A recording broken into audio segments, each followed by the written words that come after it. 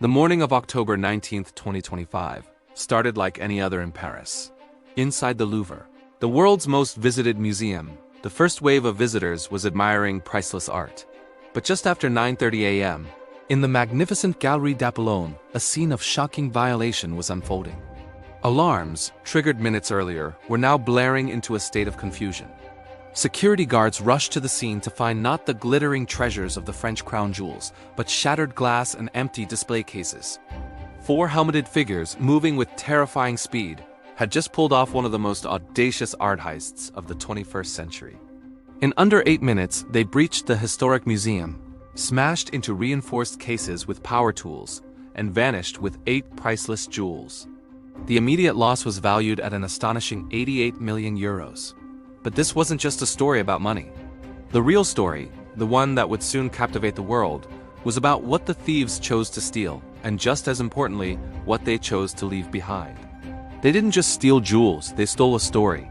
A story that begins with the greatest love affairs and political gambits of the 19th century. A story that leads directly back to one man, Napoleon Bonaparte. Chapter 1. The Crime of the Century. It happened just 30 minutes after the museum opened to the public, a time when the halls were already filled with people. The plan was as brazen as it was brilliant.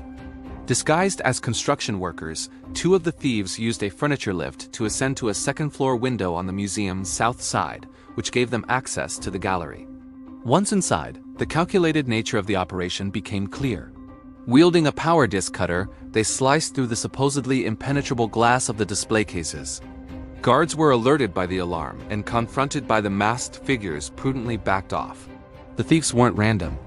They spent a mere 4 minutes inside the gallery itself, heading for specific cases and ignoring treasures that were, by monetary value alone, far more precious.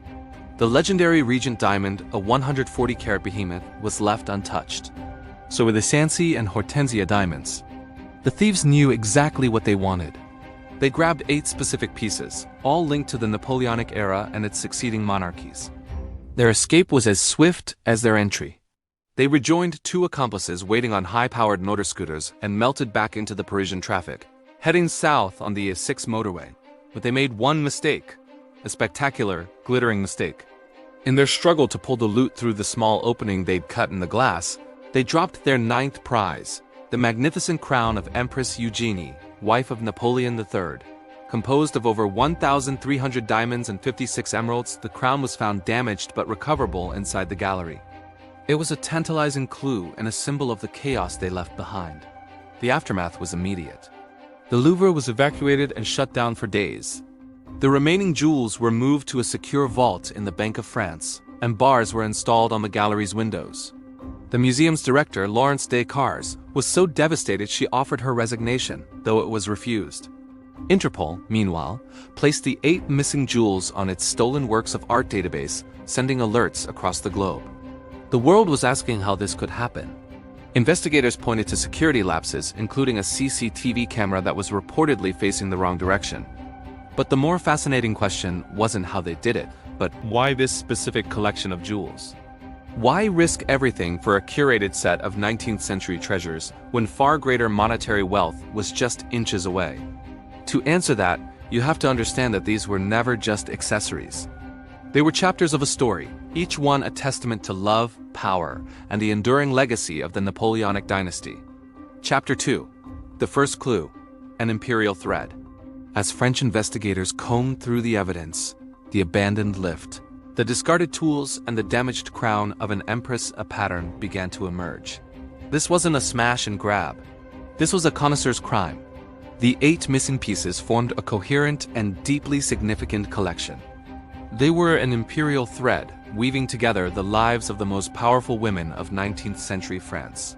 The stolen items were an emerald necklace and matching earrings, a sapphire tiara, a sapphire necklace, a single sapphire earring, a pearl and diamond tiara, a large corsage bow brooch, and a reliquary brooch. Individually, they were magnificent. Together, they told the story of the First and Second French empires and the brief monarchy that separated them. Historians consulted on the case realized that thieves had curated their loot with the precision of a museum director. They had stolen pieces directly commissioned by Napoleon for his empresses and jewels that had being passed down through their royal descendants. This was a collection that spoke of the Bonaparte legacy, a legacy of meteoric rises and devastating falls, of passionate love affairs and cold political alliances. This revelation changed everything. The motive wasn't simple greed. The 88 million euros valuation was almost a secondary detail. The primary motive appeared to be historical obsession. The leading theory is that this was a theft by order, commissioned by a private collector with an all-consuming passion for Napoleon and the women who defined his era. Such a collector would know that these jewels, having passed from empresses to queens, represented something unique, a tangible connection to a lost world of imperial grandeur. The investigation was no longer just a hunt for common criminals. It was a search for a ghost, a wealthy and knowledgeable fanatic who wanted to possess not just gold and gems, but history itself. And to understand the depth of that obsession, we have to travel back in time to the glittering and revolutionary world of Napoleon Bonaparte. Chapter 3. A Love Forged in Empire. The Emerald Parure. Our story begins in 1810. Napoleon Bonaparte is at the absolute peak of his power, the master of Europe. Yet, he is without the one thing an emperor needs to secure his dynasty, an heir. His first wife, Josephine de Beauharnais, the great love of his life, had been unable to give him a child. So with cold political pragmatism, he divorced her. His choice for a new empress was a strategic masterstroke. The 19-year-old Archduchess Marie-Louise of Austria, daughter of his old enemy, the Habsburg Emperor. To mark this monumental wedding, Napoleon commissioned his court jeweler, Francois Knitted, to create a suite of jewelry so magnificent it would dazzle the courts of Europe. This was the birth of the emerald and diamond parure. A parure is a complete set of matching jewelry, and the one Napoleon ordered was a masterpiece. The full set originally included a tiara, necklace, earrings, a comb, and a belt clasp. The two pieces stolen from the Louvre in 2025 were the magnificent necklace and the matching earrings. The necklace is a breathtaking cascade of 32 Colombian emeralds and over 1,100 diamonds. The matching earrings completed the look. This was not just a gift. It was a statement of power, a demonstration that the new French Empire could surpass the splendor of the old monarchies. When Napoleon fell from power in 2014, Marie-Louise fled Paris. She was forced to surrender the official French crown jewels, but shrewdly argued that the emerald parure was her personal property, a wedding gift. She succeeded and took the jewels with her into exile, separating them from the state and turning them into a private legacy. Over the decades, the set was partially broken up. The magnificent emerald tiara was sold, its original 79 emeralds removed and sold off individually. Its frame, now set with turquoise, resides in the Smithsonian. But the necklace and earrings remained intact. After passing through several hands, they were finally acquired by the Louvre in 2004 for a reported 3.7 million euros. For 2 decades, they rested in the Galerie d'Apollon, a direct link back to the man who shaped modern Europe. And then, in 4 minutes of violence and noise, they were gone. Chapter 4. The Sapphire Legacy. From an empress to a queen, the thieves didn't stop with the emeralds. Their next target was another parure with an equally complex history. A set of jewels connecting Napoleon's first wife to the monarchy that replaced him. The sapphire parure of Queen Hortense and Queen Marie-Amélie. The story of these sapphires is a bit more mysterious. While their exact origin is unknown, historical tradition links them to Empress Josephine, who is believed to have gifted them to her daughter, Hortense de Beauharnais. Hortense was a pivotal figure. Napoleon arranged her marriage to his brother, making her Queen of Holland, and her son would one day rule as Emperor Napoleon III. The parure is a marvel of deep blue Ceylon sapphires and brilliant diamonds. The stolen pieces included the tiara and a matching necklace. Bizarrely, the thieves took only one of the 2 matching earrings, a quirk that has baffled investigators. After Napoleon's final defeat, Hortense found herself in exile and sold the set in 1821 to the man who would become the next king of France. Louis-Philippe I, he purchased it for his wife, Queen Marie-Amélie. And just like that, a treasure of the Napoleonic court passed into the hands of the very family that supplanted the Bonapartes. For over 160 years, the parure remained with the family, finally being sold to the Louvre in 1985. When the thieves snatched these sapphires, they weren't just taking precious stones. They were stealing a narrative of transition.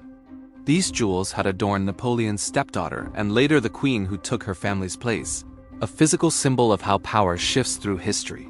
Chapter 5. Echoes of the Second Empire. The Jewels of Eugénie. The final chapter of the Thieves' shopping list takes us to the Second French Empire and the glamorous court of Napoleon III and his wife, Empress Eugénie de Montijo. Eugénie's jewel collection was legendary, and the thieves targeted 3 specific pieces from it, very nearly getting away with a 4th. The first stolen item was a stunning pearl and diamond tiara created in 1853, featuring around 200 pearls and nearly 2,000 diamonds. Next, they took a massive corsage bow brooch, a signature piece for the Empress, which she famously wore to receive Queen Victoria in 1855. The third was a reliquary brooch from 1855, which, set with 94 diamonds, contained a hidden compartment for a holy relic. But the most dramatic moment involved the one they didn't get away with: Empress Eugénie's imperial crown. This wasn't a tiara, but her official crown of state, a symphony of gold, thousands of diamonds, and dozens of emeralds, dominated by 8 golden eagles. The thieves broke it out of its case, but struggled to pull it through the small opening they had cut and were forced to abandon it. The image of this imperial crown, lying damaged, became the defining photograph of the heist, a powerful symbol of a violated history. By stealing items from Marie-Louise, Hortense, and Eugénie, the thieves traced the entire arc of the Napoleonic dynasty. It was a story told in diamonds, emeralds, sapphires, and pearls. The story of these jewels is a journey through centuries of love, war, and ambition. It's a reminder that the objects in our museums are not just things. They are witnesses to history. If you believe that history is one of the greatest stories ever told and want to uncover more secrets from the past, make sure you subscribe to our channel and hit that notification bell. You won't want to miss the mysteries we unravel next. Chapter 6. Connecting the Centuries. Back in 2025, the French police faced a unique challenge. Arrests came relatively quickly. 2 suspects were apprehended on October 25th, followed by another on the 29th, and the final member of the 4-man team was detained on November 25th. DNA evidence from a helmet left at the scene was key to identifying them. However, as of January 2026, the investigation has hit a wall. While police believe they have arrested the 4 men who carried out the physical robbery, the suspects aren't talking. They are the muscle, not the mind. And more importantly, the jewels have vanished. They haven't appeared on the black market in London, Antwerp, or Hong Kong. They simply disappeared. This silence and the lack of any trace of the jewels strongly supports the primary theory. This was a bespoke crime, carried out for a single, anonymous buyer. This collector theory explains all the heist's strangest elements. It explains the decision to bypass the much more valuable Regent diamond. A collector obsessed with the Napoleonic narrative would have little interest in a diamond tied to a different era. The collector wanted the Imperial thread. It also explains the incredible risk and planning involved.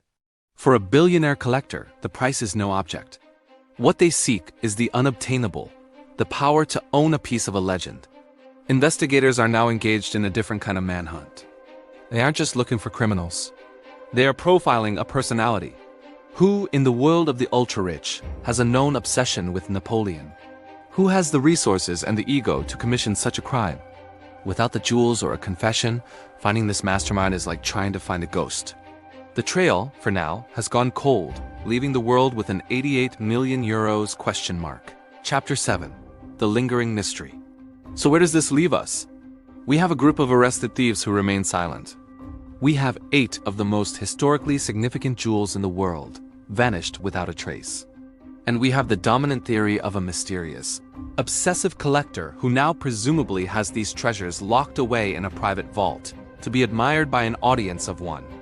Experts in art crime are grim about the prospect of recovery. The nightmare scenario is that the jewels have already been dismantled, the gold melted down, and the historic settings destroyed. The diamonds, emeralds, and sapphires could be recut, losing their unique provenance and becoming untraceable. To do this would be an act of cultural vandalism. However, this scenario seems less likely given the targeted nature of the heist. A thief looking for raw material value would have simply taken the largest and purest stones available. The fact that they stole a curated story suggests the new owner wants to preserve that story for their own private enjoyment. This leads to the more frustrating possibility. The 8 jewels are likely still together, in their original settings, hidden from the world. They may not surface again for decades. For now, they are lost to the public, once again a private treasure, just as they were when they belonged to the empresses and queens who first wore them. The 2025 Louvre heist is a crime that transcends its monetary value. It's a story about the enduring power of historical artifacts, reminding us that these objects are saturated with the lives and ambitions of the people who own them. Someone believed in that power so much they were willing to orchestrate the crime of the century to possess. Conclusion. From the moment the alarms blared on that October morning, the story of the Louvre heist was never just about a theft. It was the explosive collision of the high-stakes world of modern crime and the opulent, dramatic world of 19th-century European royalty. The journey of these 8 jewels is a staggering epic. They began as tokens of love and symbols of imperial might, commissioned by Napoleon Bonaparte himself. They were passed down through royal lines, crossing from one dynasty to its rival, witnessing the rise and fall of empires. They survived revolutions and exiles, eventually finding a home behind the protective glass of the world's greatest museum, their stories finally accessible to all. And then, in less time than it takes to drink a cup of coffee, they were gone. Stolen not for simple greed, but for the story they tell. The thieves may have taken jewels worth an estimated 88 million euros, but their true prize was a piece of history. While the jewels themselves may now be hidden away, their story is more famous and powerful than ever. It leaves us with one final haunting question. What other priceless pieces of our past are still out there, not in museums for the world to see, but waiting in the shadows for their own story to be stolen?